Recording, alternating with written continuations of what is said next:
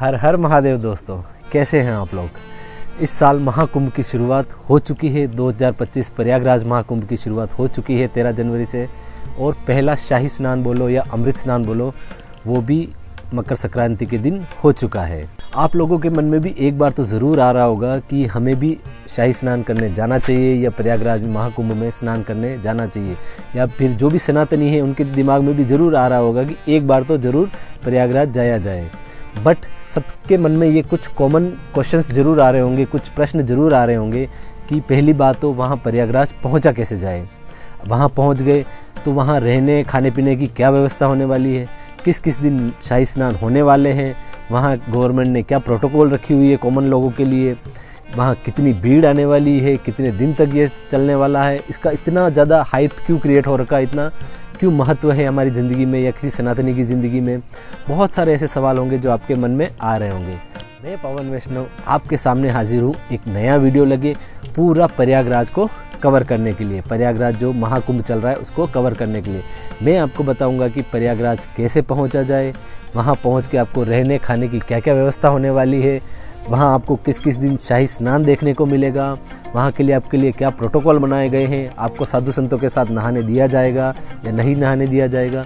ऐसे बहुत सारे सवालों के आपके जवाब देने की कोशिश करूंगा। बने रहिए मेरे साथ इस पूरे वीडियो में ताकि आपको भी पता लग जाए कि आपको महाकुंभ में जाना है तो कैसे जाना है, या फिर आपके फैमिली में से कोई जा रहा है तो आप उसको ये वीडियो रिकमेंड कर सकते हैं। चलिए शुरू करते हैं। सबसे पहले बात कर लेते हैं कि इस कुंभ का इतना ज़्यादा महत्व क्यों है, क्यों इसकी इतनी ज़्यादा हाइप क्रिएट करी हुई है। मैं ज़्यादा डीप में नहीं जाऊँगा, पूरी स्टोरी सुनाने नहीं बैठ जाऊँगा, मैं आपको बिल्कुल शॉर्ट में समझा देना चाहता हूँ।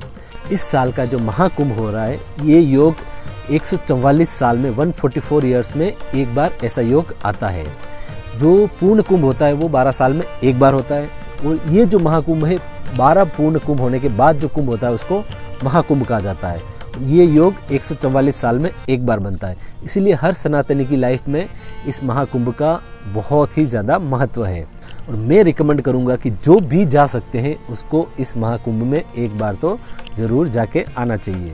अब बात कर लेते हैं कि आपको यहाँ तक पहुँचना कैसे है। पहुँचने के लिए यहाँ पे अगर इतनी भीड़ आ रही है, ऐसा कहा जा रहा है कि 5 करोड़ के आसपास लोग इसमें स्नान करने वाले हैं, तो वहाँ पे पहुँचने की क्या व्यवस्था रहने वाली है, वहाँ कैसे पहुँचा जाए। तो मैं आपको बता दूं कि इंडिया की हर मेजर सिटी से गवर्नमेंट ने स्पेशल प्रयागराज के लिए ट्रेन संचालित करी है।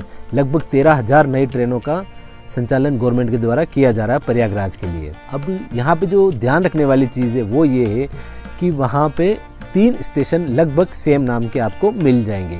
एक प्रयागराज संगम, प्रयागराज जंक्शन और एक प्रयाग जंक्शन।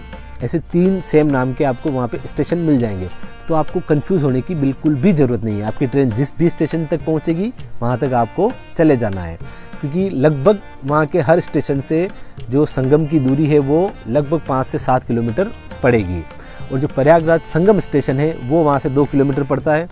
बट जिस दिन शाही स्नान होगा उस दिन वो स्टेशन बंद कर दिया जाता है, क्योंकि इतनी ज़्यादा भीड़ हो जाती है कि लोगों को काबू में नहीं किया जा सकता, तो वो स्टेशन ही बंद कर दिया जाता है, वहाँ ट्रेनों का संचालन बिल्कुल रोक दिया जाता है। और इन ट्रेन्स की जो बुकिंग है आप वो ऑनलाइन IRCTC की वेबसाइट से कर सकते हैं। जैसे आपकी कंफर्मेशन हो जाए तो आप निकल जाइए प्रयागराज के लिए, और वहाँ किसी भी स्टेशन पे आपको पहुँच जाना है। वहाँ से लगभग 2 से 3 किलोमीटर तो आपको रिक्शा मिल जाएंगे, ऑटो मिल जाएंगे, कुछ भी मिल जाएगा।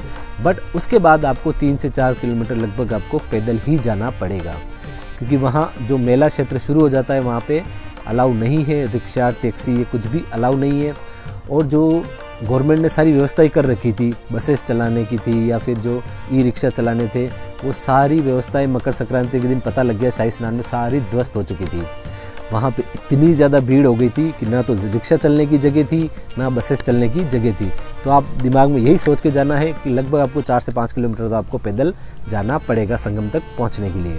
अगर आप नॉर्मल डेज़ में आ रहे हैं तो आप ये मान लीजिए कि 3 से 4 किलोमीटर तक आपको रिक्शा मिल जाएंगे, उसके बाद 2 या 3 किलोमीटर फिर भी आपको पैदल तो चलना ही पड़ेगा, क्योंकि मेला क्षेत्र लगभग 2 से 3 किलोमीटर के रेडियस में फैला हुआ एक पूरा क्षेत्र है जहाँ पे ये गाड़ी अलाउ नहीं है। और अगर आप खुद की गाड़ी लेके आ रहे हैं या खुद की कार से या ऐसे आ रहे हैं तो लगभग जो पार्किंग है वो लगभग 10 से 12 किलोमीटर बाहर की तरफ पार्किंग कर दी जाएगी और वहाँ से आपको ऑटो लेके पहुँचना पड़ेगा। फिर भी आपको 4 से 5 किलोमीटर पैदल तो चलना ही पड़ेगा।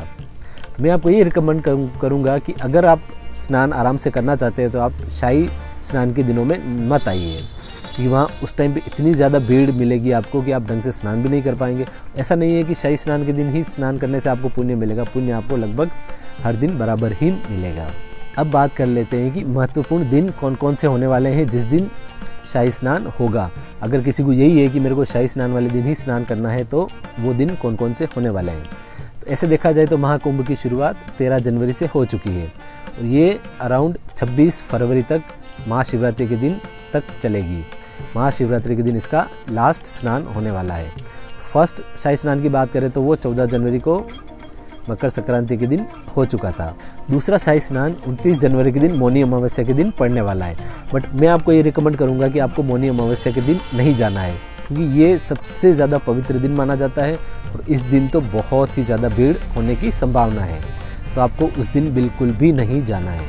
अगर फिर भी जाना ही है तो आप मौनी अमावस्या के दिन जा सकते हैं। तीसरा शाही स्नान पड़ेगा बसंत पंचमी के दिन और चौथा शाही स्नान होने वाला है 12 फरवरी को और इसका जो आखिरी स्नान होगा वो महाशिवरात्रि के दिन 26 फरवरी को होने वाला है। तो अब आप अपने हिसाब से प्लान बना सकते हैं कि किस किस दिन आपको कौन सा स्नान करना है। अब बात आती है कि क्या नॉर्मल लोगों के लिए कोई प्रोटोकॉल होने वाला है क्या स्नान को लेके। तो मैं आपको बता देना चाहता हूँ कि इस बार गवर्नमेंट ने कोई प्रोटोकॉल नहीं रखा है। आप जब चाहे तब चाहे अपने हिसाब से स्नान कर सकते हैं। अगर आपको संगम पे स्नान करना है तो संगम पे कर सकते हैं, या फिर जितने भी घाट गवर्नमेंट ने बनाए हैं उन घाटों पे आप स्नान कर सकते हैं। बस जिस दिन शाही स्नान होगा उस दिन सुबह सुबह 2 से 3 घंटों के लिए नॉर्मल लोगों को स्नान नहीं करने दिया जाएगा, क्योंकि उस टाइम पे जो अखाड़े वाले साधु होते हैं या नागा साधु जो होते हैं वो स्नान करते हैं। वो पूरे अपने लाव लश्कर के साथ, पूरे अपने अस्त्र शस्त्र के साथ उनकी पूरी सवारी आती है, जैसे भाले, तलवारें, ये त्रिशूल, ये सब लेके आते हैं वो। तो उस टाइम कोई दुर्घटना नहीं हो जाए, इस वजह से 2 से 3 घंटों के लिए नॉर्मल लोगों को अलाउ नहीं किया जाता है शाही स्नान के दिन। बाकी नॉर्मल लोगों के लिए इस बार कोई प्रोटोकॉल नहीं है, आप जहाँ भी चाहे वहाँ स्नान कर सकते हैं। अब बात आती है कि आपको घाट से संगम तक कैसे पहुँचना है। तो घाट से संगम तक पहुँचने के लिए गवर्नमेंट ने नावें चला रखी है। गवर्नमेंट की तरफ से नावों के रेट फिक्स होते हैं, लगभग 100 से 150 रुपये से कुछ रेट लेंगे और वो आपको संगम, जहाँ गंगा यमुना और सरस्वती का संगम होता है, वहाँ पे ले जाके आपको छोड़ देंगे। तो आप वहाँ जाके संगम पे जाके भी स्नान कर सकते हैं। अगर आपको संगम पे नहीं जाना है तो आप चाहे तो उन घाट में से किसी भी घाट पे स्नान कर सकते हैं। मैं आपको ये रिकमेंड करूँगा कि आप संगम पे नहीं जा पा रहे हैं तो कोई बात नहीं, क्योंकि वहाँ बहुत ज़्यादा भीड़ मिलेगी आपको। आप किसी भी घाट पे स्नान कर सकते हैं। वो पूरा एरिया संगम क्षेत्र ही कहलाता है। वो तो अभी पानी कम होगा इसलिए वो थोड़ा सा एरिया है, और जब भी बारिश का सीज़न आता है तो वो उस पूरे एरिया में संगम का पानी इकट्ठा हो जाता है। वो पूरा एरिया संगम क्षेत्र ही कहलाता है। तो आप कहीं भी स्नान करें आपको पुण्य उतना ही मिलेगा। दूसरा सवाल ये आता है कि आपको वहाँ पे कोई चेंजिंग रूम की व्यवस्था मिलने वाली है, कोई वॉशरूम की व्यवस्था मिलने वाली है क्या। तो मैं आपको बता दूं कि गवर्नमेंट ने वहाँ पे अच्छे से चेंजिंग रूम या वॉशरूम की सारी व्यवस्थाएं कर रखी है, क्योंकि जो उसमें कुछ फीमेल्स भी होंगी जो वहाँ पे स्नान करेगी, तो उनके लिए चेंजिंग रूम की व्यवस्था है, वॉशरूम्स की व्यवस्था है, या फिर कोई ऐसे पर्सन भी होंगे जो एक ही दिन में अपना ट्रिप प्लान कर रहे होंगे, स्नान करना चाह रहे होंगे और वापस निकलना चाह रहे होंगे, उनके लिए भी चेंजिंग रूम की व्यवस्था वहाँ पे आपको मिल जाएगी। बट सवाल ये है कि अब वॉशरूम कितने साफ़ मिलते हैं, कितने अच्छे मिलते हैं, वो नहीं कह सकते, क्योंकि इतने लोग आएंगे। कुछ लोग सफाई रखते हैं, कुछ नहीं रखते हैं, तो वो डिपेंड करता है कि अब आपको वहाँ पे वॉशरूम कैसे मिलेंगे। अब सबसे मेन जो इश्यू आता है, सबसे मेन जो कंसर्न आता है लोगों का, वो ये है कि वहाँ पहुँच तो गए, स्नान भी कर लिया या नहीं किया, वहाँ रहने की क्या व्यवस्था होने वाली है। क्या हमें रहने के लिए जगह मिल जाएगी कहीं पे, क्योंकि लोगों के बीच में ये भी भ्रांतियाँ फैल रही है कि वहाँ पे जो टेंट सिटी बनी हुई है वो 10-10, 15-15 हज़ार रुपये चार्ज कर रहे हैं। क्या ये सही बात है। लोगों के बीच में बहुत सारे ऐसे मिसकंसेप्शन चल रहे हैं, बहुत सारे इशू चल रहे हैं, तो इस पे भी बात कर लेते हैं। मैं आपको जो बताऊंगा वो सबसे अच्छा तरीका है ये कि आप जिस रेलवे स्टेशन में पहुँचें उस रेलवे स्टेशन से बाहर निकल के आप, अगर होटल मिलती है तो होटल ले लीजिए, कोई होम स्टे मिल रहा है तो होम स्टे ले लीजिए, कोई आश्रय स्थल मिल रहा है तो आश्रय स्थल ले लीजिए, कोई डोरमेट्री मिल रही है तो डोरमेट्री ले लीजिए, क्योंकि वहाँ से संगम ज़्यादा दूर नहीं है, 5 से 6 किलोमीटर की डिस्टेंस पड़ेगी, तो आपको वहाँ आराम से रूम मिल जाएगा, कोई दिक्कत नहीं होने वाली है। बस जो मारामारी जो चल रही है वो मेला एरिया में जो आश्रय स्थल है या फिर जो भी बने हुए हैं वहीं पे चल रही है। लोग बाहर कहीं रुकना ही नहीं चाह रहे, तो आपको वहाँ ईजिली मिल जाएगा। मैं सबसे अच्छा तरीका यही मान रहा हूँ फ़िलहाल। दूसरा तरीका ये है कि गवर्नमेंट की तरफ से जो मेला क्षेत्र में आश्रय स्थल बनाए गए हैं वहाँ पे आपको बेड मिल जाए। बट जिस दिन शाही स्नान होगा ना उस दिन वो बिल्कुल फुल मिलने वाला है। और नॉर्मल दिनों में भी खाली मिले या नहीं मिले इसकी कोई गारंटी नहीं है, क्योंकि सारे लोग वहाँ मेला क्षेत्र में ही रुकना चाह रहे हैं। तो वो आश्रय स्थल लगभग हमेशा तो आपको फुल ही मिलेगा। बट आपकी किस्मत है, आप ट्राई कर सकते हैं, अगर मिल जाए तो बेस्ट है। तीसरा तरीका है गवर्नमेंट की जो टेंट सिटीज़ बनाई गई है गवर्नमेंट की तरफ से बट वो मेला क्षेत्र से इतनी बाहर की तरफ है कि वो बहुत ज़्यादा दूर हो जाती है, लगभग 10 से 12 किलोमीटर बाहर की तरफ हो जाती है। तो अगर आप सुबह 10 से 12 किलोमीटर उठ के मेला क्षेत्र में आएंगे तो आपको आते आते वहाँ तक दोपहर हो जाएगी, क्योंकि भीड़ इतनी ज़्यादा मिलने वाली है आपको कि वहाँ तक पहुँचते पहुँचते 5-6 घंटे आपको लग जाएंगे। तो वो बहुत ज़्यादा बाहर की तरफ है। बट अगर आपको रुकना है तो आप गवर्नमेंट की तरफ से बनाई गई टेंट सिटी में भी रुक सकते हैं। अगला तरीका है IRCTC की तरफ से बनाई गई डॉर्मेट्रीज़। उसमें भी आप चाहें तो ऑनलाइन बुकिंग करके अपने लिए बेड रिज़र्व कर सकते हैं। उसमें 1500 से 2000 में आपको बेड मिल जाएगा, तो वो भी आपको मिल जाएगा। वो भी 3 से 4 किलोमीटर के रेडियस में आपको देखने को मिल जाएगी। अगला तरीका है, अगर आपका बजट बहुत ही ज़्यादा है तो वहाँ पे गवर्नमेंट ने कुछ प्राइवेट कंपनीज़ को भी अलाउ कर रखा है लग्जरियस टेंट लगाने के लिए। तो आप अगर चाहें तो उन टेंट में भी अपने लिए रूम बुक कर सकते हैं। बट वो जो उसका जो रेंट होगा लगभग 15,000 से लगा के 30,000 40,000 तक जाता है। अगर आपके पास है इतना खर्चा करने का तो आप चाहे तो वहाँ भी अपने लिए टेंट बुक करवा सकते हैं। बट मैं कॉमन लोगों के लिए यही रिकमेंड करूँगा कि जैसे ही आप रेलवे स्टेशन से बाहर निकल रहे हैं, बाहर निकलते ही आप अपने लिए रूम डॉर्मेट्रीज जो मिले आप अपने लिए बुक कर लीजिए, और वहाँ पे आपको इजीली मिल जाएगी। क्योंकि वहाँ पे लोगों ने बहुत सारी व्यवस्थाएं कर रखी है, बहुत सारे होटल्स चला रखे हैं, बहुत सारे होम स्टेज बना रखे हैं, तो आपको कोई दिक्कत नहीं होने वाली है। अब बात कर लेते हैं कि वहाँ पे खाने पीने की क्या व्यवस्था होने वाली है। तो खाने पीने की अगर व्यवस्था की बात करें तो मेला क्षेत्र में आपको बहुत सारे रेस्टोरेंट मिल जाएंगे, बहुत सारी छोटी छोटी होटलें मिल जाएंगी। और अगर आपको उनमें नहीं खाना है तो जो अखाड़ा क्षेत्र बना हुआ है, जो साधु संतों ने जो अखाड़ा क्षेत्र बना रखा है, उसमें पूरे में लंगर चलते रहते हैं। वो कॉमन लोगों के लिए बिल्कुल फ्री है, उसमें कोई पैसा नहीं लगने वाला है। और जो संगम का जो क्षेत्र है वहाँ पे आपको ज़्यादा कुछ होटलें नहीं देखने को मिलेगी, बस छोटी मोटी चाय की अगर थड़ी मिल जाए या रेडी मिल जाए तो मिल जाएगी। बस आपको खाने पीने का उस मेला क्षेत्र में ज़रूर मिल जाएगा, और आप चाहें तो लंगर में भी खा सकते हैं। तो खाने पीने को लेकर आपको कोई भी दिक्कत नहीं होने वाली है।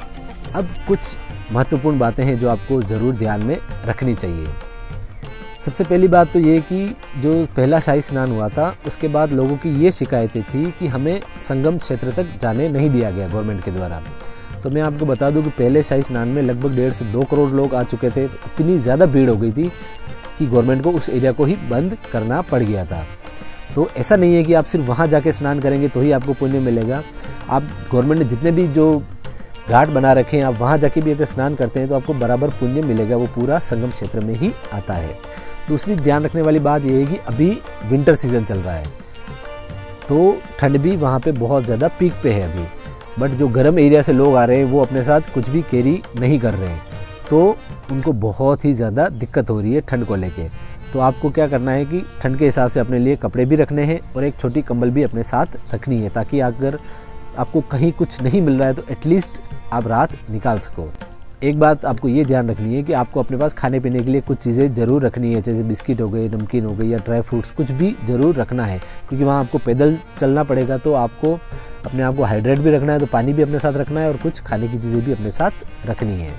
नेक्स्ट, अगर आप वहीं मेला क्षेत्र से ही वापस निकल के अगर रेलवे स्टेशन जा रहे हैं तो मैं आपको ये रिकमेंड करूँगा कि आप कम से कम 3 से 4 घंटे पहले उस मेला क्षेत्र को छोड़ दें, क्योंकि वहाँ इतनी ज़्यादा भीड़ होगी कि वो आपको 4 से 5 किलोमीटर कवर करने में 3 से 4 घंटे लग जाएंगे। और ऐसा नहीं होगी आप अपनी ट्रेन मिस कर दो, तो आपको बहुत पहले ही उस मेला क्षेत्र को छोड़ देना है। एक मैं आपको ये रिकमेंड करूँगा कि अगर आप वहाँ जा रहे हैं तो आप उस अखाड़ा क्षेत्र में भी ज़रूर घूमें और साधु संतों से भी आशीर्वाद ज़रूर लें, क्योंकि ये वो लोग होते हैं जो आपको नॉर्मल दिनों में कहीं भी देखने को नहीं मिलेंगे। तो आप उनसे आशीर्वाद ले सकते हैं, उनसे जाके बात भी कर सकते हैं। और सबसे बड़ी बात आपको ये ध्यान रखनी है कि अगर आप वहाँ जा रहे हैं, वहाँ देश और दुनिया से करोड़ों लोग आएंगे, तो आपको गवर्नमेंट के जो रूल्स बनाए गए हैं उनको फॉलो करना है, गवर्नमेंट ने जो गाइडलाइन बनाई गई है उनको फॉलो करना है, और जो भी व्यवस्था कर रखी है ना उसको आपको फॉलो करना है। और उस मेला क्षेत्र को, उस एरिया को बिल्कुल क्लीन रखना है, कोई धक्का मुक्की नहीं करनी है, किसी प्रकार की जल्दबाजी नहीं मचानी है, किसी भी तरह का कोई भी उपद्रव आपको नहीं करना है। ये आपको अच्छे से ध्यान रखना है। आप वहाँ श्रद्धा भाव से जा रहे हैं तो आप उसी श्रद्धा भाव से वहाँ स्नान करिए, खुद भी करिए और लोगों को भी करने दीजिए। सारी व्यवस्थाएं बना के रखिए। एक अच्छे नागरिक होने का प्रमाण छोड़ के जरूर आइए। तो साथियों, ये था पूरा डिटेल वीडियो प्रयागराज संगम के लिए कि आप कैसे जा सकते हैं, वहाँ कैसे रहना है, आपको क्या करना है, सब कुछ मैंने आपको बता दिया। अगर आपकी कोई भी क्वेरी है, कोई भी क्वेश्चन है, कुछ भी अगर आप पूछना चाहते हैं तो मुझे कमेंट बॉक्स में आप पूछ सकते हैं। अगर आपको ये वीडियो इन्फॉर्मेटिव लगा हो तो ज़रूर शेयर करें, लाइक करें और फॉलो ज़रूर कर लें। कमेंट करके ज़रूर बताइए कि इस बार संगम में स्नान करने कौन कौन जाने वाला है। अगर कोई जाके आ चुका है तो उसका एक्सपीरियंस कैसा रहा।